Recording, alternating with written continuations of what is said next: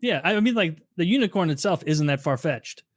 Like if they were like scientists discovered a horse that had cartilage growing, it'd be like, yeah, I believe that. Totally believe that. Sure, why not?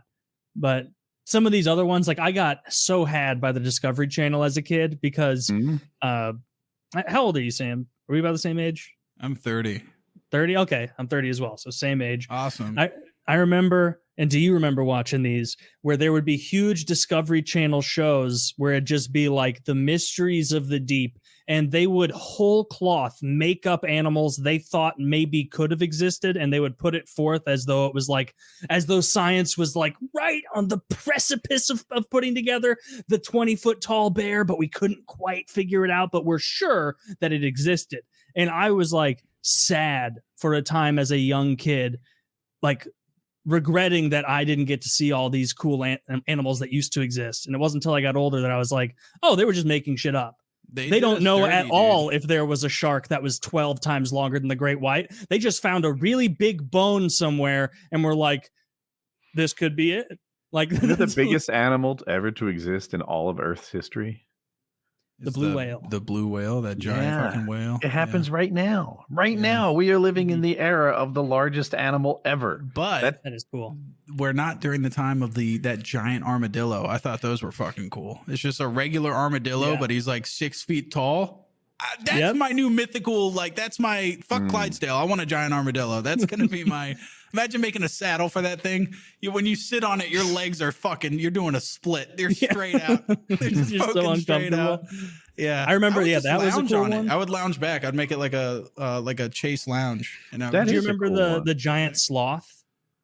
Yeah, those are tight. I thought that would be so cool. All the big stuff? We killed it all. I think we killed them. Oh, a lot of it was gone before we were around. Yeah, I think it was like higher oxygen or something in the environment or whatever. And there was just like with the bugs, dragonflies were like 6 foot wingspans and stuff. That would be terrifying to have. How do we know that? Because that's horrible. You haven't seen those? There's a whole great like David Attenborough level like thing about when the oxygen was high and the millipedes and centipedes were like huge. 5 fucking feet long and like this big around and like the giant like wasps and all the insects were bigger because the insects absorb oxygen through their skin, so they're limited. Their size is limited through that depending on the concentration of oxygen in the atmosphere, but it was way higher then, so they were way bigger than they could be. That's how terrifying. big were these bugs? It varies, but like I don't know, the dragonflies are like gargantuan, like bigger than birds.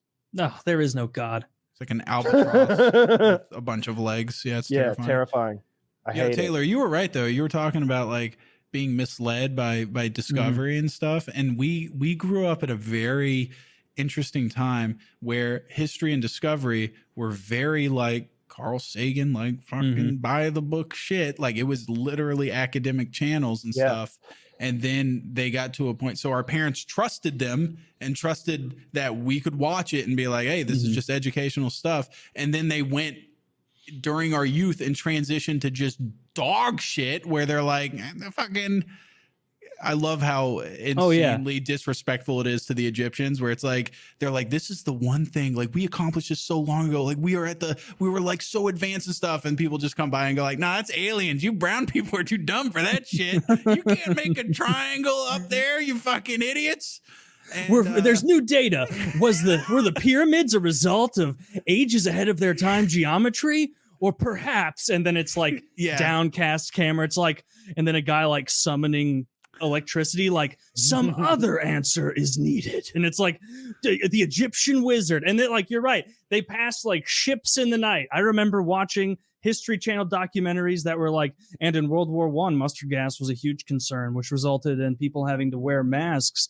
And Hitler actually fought in World War I. And the reason he had his goofy mask was because long mustaches weren't, they would keep the gas mask open so that, and then 3 weeks later, it's like Nazis, the occult. And it's like, really? Like, and while the Nazis were doing the Holocaust, they also were sacrificing babies to the devil. And it's like, at some point, some of them were fighting a war here. Like they were not.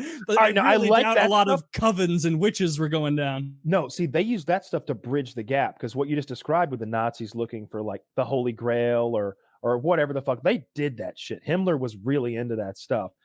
And it's kind of fun to learn about because you can only get the like step by step what happened at D-Day so many times. But then they just full out like went wild with it. And it was like ancient aliens and all that other nonsense. If I was Egyptian and I saw that guy, the fucking aliens dude with the crazy, I would uppercut him so fucking hard. I would be like, dude, you got like half the Western world thinking that we can't make a fucking pyramid. Like, come on, this is like our one claim to fame. Like, this is what people know us for, and you're saying that we ain't even smart enough to do this shit.